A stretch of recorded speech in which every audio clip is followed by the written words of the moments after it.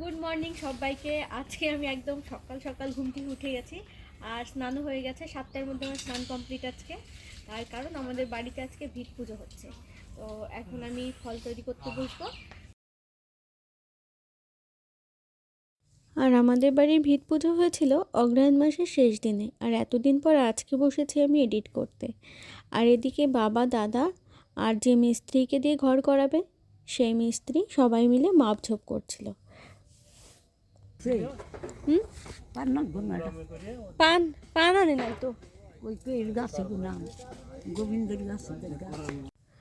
আর এখানে ভিত পুজোর জন্যে বাড়ির ঈশান কোণ দেখে সেখানে গর্ত করে ভিত তৈরি করে নিচ্ছেন মিস্ত্রি। 3টে ইট দিয়ে আর সিমেন্ট বালি সব কিছু দিয়ে ভিত তৈরি করে এখানেই পুজো করা হবে।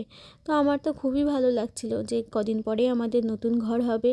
হ্যাঁ, আমাদের ঘর আছে, কিন্তু পাকা ঘর তো সবারই দরকার, আমাদেরও সেই রকম প্রয়োজন, তার কারণেই তাড়াতাড়ি দেওয়া হচ্ছে।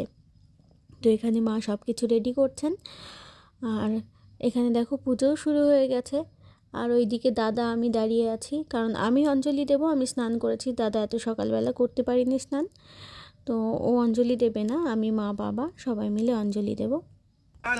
এতে গণ সং নম শিবায় নম, এ সচং সং নম শিবায় নম, এতে গণ ধূপ দীপ নৈবেদ্যং নম শিবায় নম, এতে গণ সগীত সং নম নম অপবিত্র পবিত্র বা সর্বস্থাং গত পিবা যশ্বরে অঙ্গিকাক্ষং স ভজ্জ।